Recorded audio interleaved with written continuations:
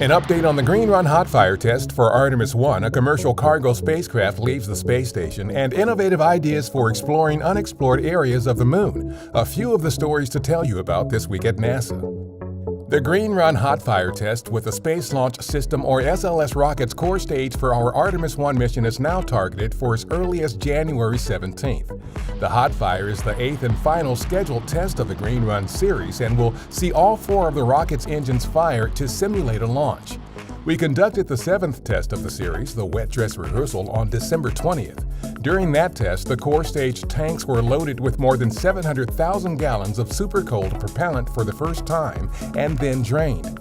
SLS will launch an uncrewed Orion spacecraft on a mission around the Moon on Artemis I.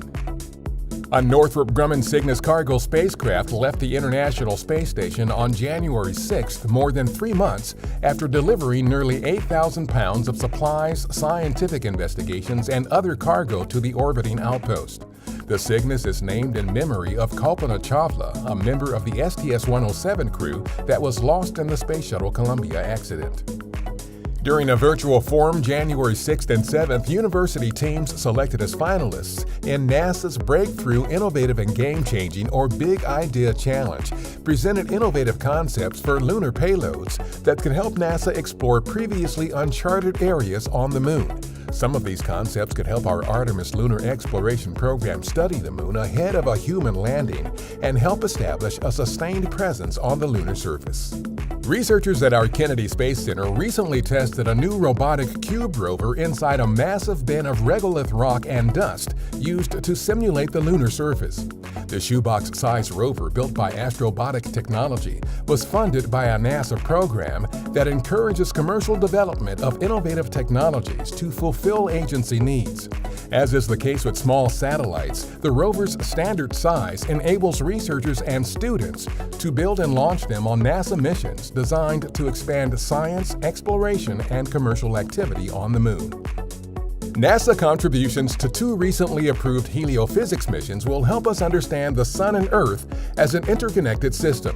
One is an international mission targeted for launch in 2026 that will use a next-generation solar-observing telescope to study how solar wind and material is released from the Sun's atmosphere. The other mission will use a trio of small satellites to study electric currents in Earth's atmosphere, linking aurora to Earth's magnetosphere. That mission will launch no earlier than June 2024. Data from our Solar Dynamics Observatory have led to new results about the workings of sunquakes, seismic activity seen as ripples on the Sun following a solar flare. Scientists have long suspected that sunquakes are driven by magnetic forces or heating of the outer atmosphere where solar flares occur. But data captured by SDO in 2011 saw surface ripples of a sunquake emerging from deep beneath the solar surface right after a flare occurred. Scientists now think that sunquake ripples are driven by a submerged source, which is somehow triggered by solar flares in the atmosphere above. That's what's up this week at NASA. For more on these and other stories, follow us on the web at nasa.gov/twan.